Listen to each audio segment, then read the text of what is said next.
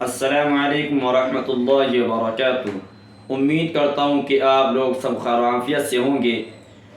دیکھیے، رمضان مبارک کا مہینہ گزرا اور اس کے بعد ہمیں 3 اعمال اپنی زندگی کے اندر لانے ہیں۔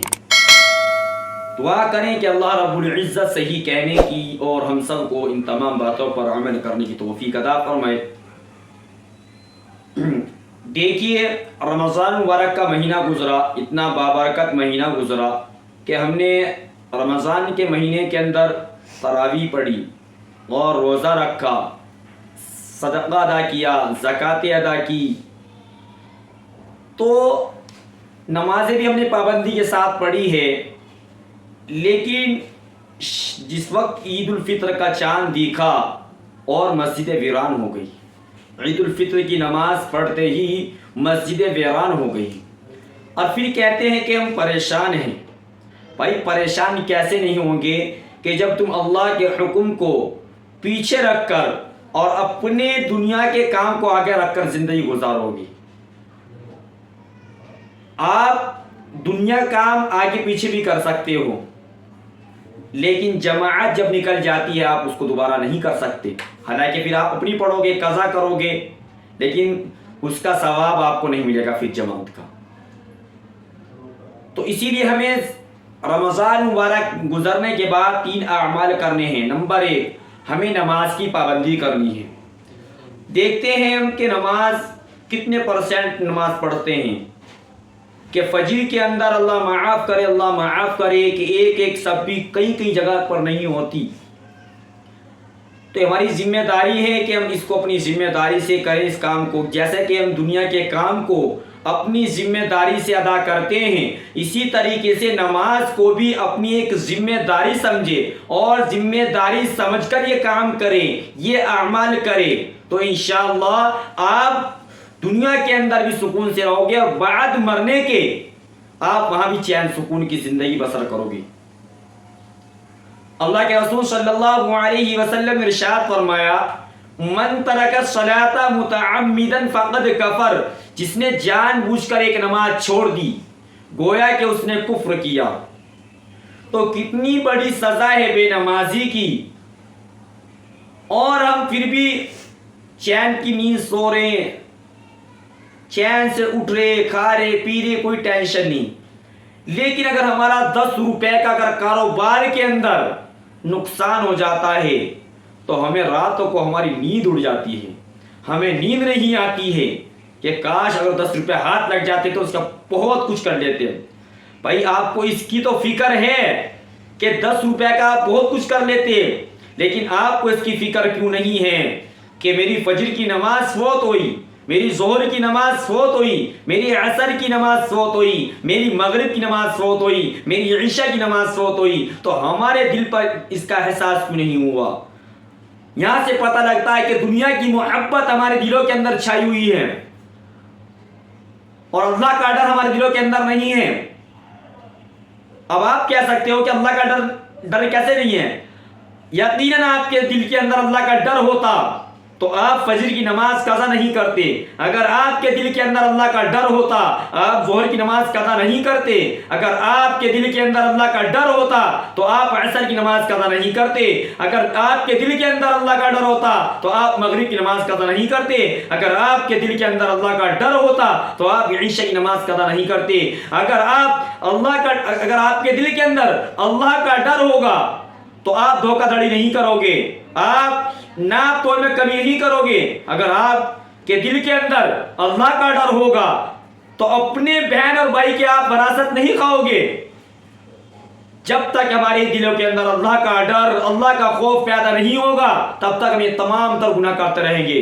لیکن جس دن ہم نے اللہ سے پکی سچی توبہ کر لی تو ہمارے لیے گناہوں سے بچنا بڑا آسان ہو جائے گا، ہمارے لیے جھوٹ سے بچنا آسان، نماز کا پڑھنا آسان، دھوکے سے بچنا آسان ہو جائے گا، جو کہ اللہ کے رسول صلی اللہ علیہ وسلم نے ارشاد فرمایا، میرا اگر امتی ہوگا وہ دھوکہ ہرگز نہیں کرے گا، ایک وہ جھوٹ نہیں بولے گا اور ایک وہ کسی کو دھوکہ نہیں دے گا۔ لیکن مسلمان کا خود کا کہنا یہ ہے کہ جب تک مسلمان یہ 2 کام نہ کر لے تو اس کی دنیا نہیں چلتی، اس کا کاروبار نہیں چلتا۔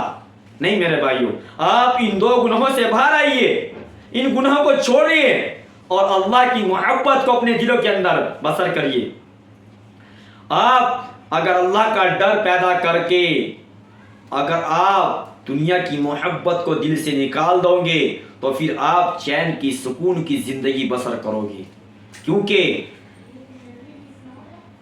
ہمیں بھوک لگتی ہے، ہم کھانا کھاتے ہیں، ہمیں پیاس لگتی ہے، ہم پانی پیتے ہیں، لیکن جو ہماری روح ہے ہم اس کو کچھ بھی نہیں دیتے، تو پریشان تو رہے گی وہ چیز۔ تو اسی لیے پریشانی سے بچنے کے لیے بہتر یہ ہے کہ ہم نماز کا پابند بنیں۔ بہت سارے ماں باپ کی یہ بہت بری حرکتیں لگتی ہے کہ خود تو نماز پڑھتے نہیں اور بچے کو ڈانٹتے ہیں، پیٹتے ہیں۔ بھائی بچہ بھی ماں باپ کی کاپی کرتا ہے۔ آپ اگر نماز کے پابند ہوں گے تو بچوں کے آنے کی تو آپ کو نوبت نہیں آئے گی، بچہ آپ کے پیچھے پیچھے بھاگے گا نماز پڑھنے کے لیے۔ پہلے آپ خود کو اپنا نمازی بنائیے، خود کو نماز کا پابند بنائیے، اس کے بعد اپنی اولاد کی تربیت کریے۔ اب بہت سارے بچے کیا دیتے ہیں کہ ابا جان آپ تو نماز پڑھتے نہیں ہو اور ہمیں کہتے رہتے ہو۔ تو اسی لیے سب سے پہلے ہمیں نماز پابندی کے ساتھ خود پڑھنی ہے اور اس کے بعد ہمیں اپنی اولاد اہل و عیال کی فکر کرنی ہے، ہمیں ساتھ ساتھ اپنے گھر کی فکر کو لے کر چلنا ہے۔ ایسا نہ ہو کہ نماز ہم پڑھ رہے ہیں گھر والوں کی فکر نہیں کر رہے ہیں، تو اسی لیے ہمیں اپنے گھر والوں کی فکر بھی کرنی ہے اور ہمیں خود بھی بچنا ہے۔ ہمیں جہنم کی آگ سے خود تو بچنا ہی ہے، ساتھ اپنے گھر والوں کو بچانا ہے۔ تو یہ تو تھا نماز کا مسئلہ کہ نماز اگر ہم فجر کی چھوڑیں گے نا تو چہرے کا جو نور ہے یہ ختم ہو جائے گا۔ اب آپ دیکھ رہے ہوں گے کہ چہرے کا نور، کہ ایک نماز چھوڑنے کی بنا پر چہرے کا نور چلا جاتا ہے، لیکن ساتھ ساتھ اگر آپ فجر کی نماز چھوڑو گے تو آپ کی روزی کے اندر کی جو برکتیں ہیں، جو اللہ نے فجر کی نماز کے اندر برکتیں رکھی ہیں، اللہ تبارک و تعالی وہ برکتیں ختم کر دے گا فجر کی نماز چھوڑنے کی بنا پر۔ اور جو ظہر کی نماز چھوڑے گا اس کی روزی میں برکتیں ختم کر دی جائے گی، اور جو عصر کی نماز چھوڑے گا گویا کہ اس کے بدن کی جو طاقت ہے وہ ختم ہو جائے گی۔ اب آپ دیکھتے ہوں گے کہ مساجد خالی پڑی ہیں، مسجدیں خالی پڑی ہیں، لیکن ڈاکٹروں کو یہاں بھیڑ لگی ہوئی ہے۔ کیوں؟ کیونکہ بدن بیماریاں ایسی گھیر رکھی ہے بیماریوں نے کہ اللہ ہی بچائیں بیماریوں سے۔ مغرب کی چھوڑنے پر اولاد سے آپ کوئی فائدہ نہیں اٹھا سکتے ہو۔ آپ جگہ جگہ پر شکایتیں لے کر جاتے ہو کہ ہماری اولاد ہمارا کہنا نہیں سنتی، ہماری اولاد ہماری فرمانبرداری نہیں کرتی۔ بھائی وہ آپ کی فرمانبرداری کیسے کرے گا جب آپ اللہ کے حکم کو توڑو گے؟ اور اسی طریقے سے اگر آپ عشاء کی نماز چھوڑو گے گویا کہ آپ سو تو رہے ہوں گے لیکن آپ کو چین سکون نہیں ہوگا، آپ کی جو نیند کے اندر سکون ہونا چاہیے وہ سکون آپ کو نہیں ملے گا۔ نمبر 2، آپ قرآن کریم کا پابند بنیں۔ نمبر 1 تو بتایا نماز کی پابندی، اور نمبر 2 کہ قرآن کو اپنا ساتھی بنائے، اپنا ایسا دوست بنائے کہ قرآن کریم کے بغیر آپ کا گزارا نہ ہو۔ یہ قرآن کریم ایک ایسی کتاب ہے کہ اگر اس کی جس دن تلاوت نہ کری جائے ایسا لگتا ہے کہ پتہ نہیں میرا کتنا بڑا نقصان ہو گیا ہے، اور دل بھی نہیں لگتا پورے دن۔ اور یہ آزمایا ہے نسخہ میں نے کہ جس دن اگر قرآن کریم نہیں کھلتا اس دن واقعتاً جی نہیں لگتا، اور ایسا لگتا ہے کہ جیسا کہ ہمارا بہت بڑا نقصان ہو گیا ہے۔ تو اسی لیے قرآن کریم کی تلاوت کم از کم اگر ہو سکے ایک پارے کی تلاوت کرے۔ اگر آپ کے پاس اتنا وقت نہیں ہے تو آپ آدھے پارے کی تلاوت کریں، اگر آدھے پارے کا بھی وقت نہیں ہے تو آپ کم از کم 1 پاؤ کی ضرور تلاوت کریں۔ اگر آپ کے پاس 1 پاؤ کی تلاوت کا ٹائم نہیں ہے تو کم از کم روزانہ آپ 3 رکوع کی تلاوت ضرور کریں۔ اور آپ روزانہ قرآن کریم کی تلاوت کرو گے تو آپ کا جو ہے روٹین بنی رہے گی، آپ کی اسپرٹ بڑھے گی، پھر آپ 2 مہینے بعد 3 رکوع سے 5 رکوع پہ آ جاؤ گے، پھر آپ 6 رکوع پہ 7 رکوع، اسی طرح آپ 1 پارے پہنچ جاؤ گے۔ اللہ معاف کرے، اللہ معاف کرے۔ رمضان مبارک کا مہینہ گزرا، اتنے نوجوان ایسے ہوں گے کہ جن کا رمضان کے اندر بھی ایک قرآن کریم مکمل نہیں ہوا ہوگا۔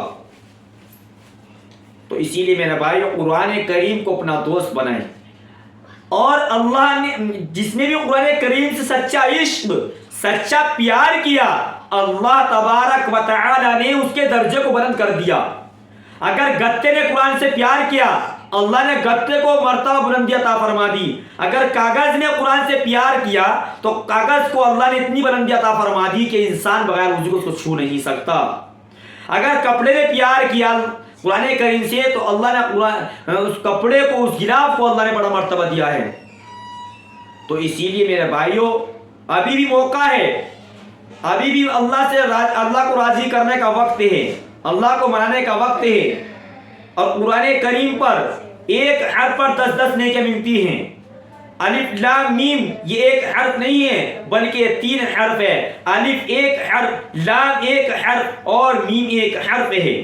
تو اسی لیے ہمیں قرآن کریم کو اپنا دوست، اپنا ساتھی بنانا ہے اور ایسا پختہ عشق کرنا ہے کہ اس کے بغیر ہم رہ نہیں سکتے، ہمارا گزارا ہو ہی نہیں سکتا۔ تو اسی لیے اپنے جو بچے قرآن کریم نہیں پڑھے ہوئے ہیں ان بچوں کو قرآن کریم کی تعلیم دلوائیں تاکہ ہم قبر کے اندر پہنچ جائیں اور ہمارا وہ بچہ قرآن کریم کا حافظ بن کر وہ قرآن کریم کو پڑھے گا، اللہ تبارک و تعالی اس کا اجر و ثواب ہماری قبر تک پہنچائے گا۔ تو اسی لیے قرآن کریم سے ہمیں پیار کرنا ہے، قرآن کریم کو اپنا دوست بنانا ہے۔ نمبر 3، ہمیں ذکر اللہ میں وقت گزارنا ہے، زیادہ سے زیادہ ذکر اللہ کرنا ہے۔ تسبیحات باندھو کہ مجھ سب سے پہلے اول اور آخر درود شریف پڑھیں، درود ابراہیمی۔ اللہم صلی علی محمد وعلی آل محمد کما صلیت علی ابراہیم وعلی آل ابراہیم انک حمید مجید۔ اللہم بارک علی محمد وعلی آل محمد کما بارکت علی ابراہیم وعلی آل ابراہیم انک حمید مجید۔ یہ والا درود شریف کا ورد ضرور کریں۔ اگر اس کا وقت نہ ملے تو سب سے چھوٹا بڑا آسان درود ہے، سب کو صلی اللہ علیہ وسلم، صلی اللہ علیہ وسلم۔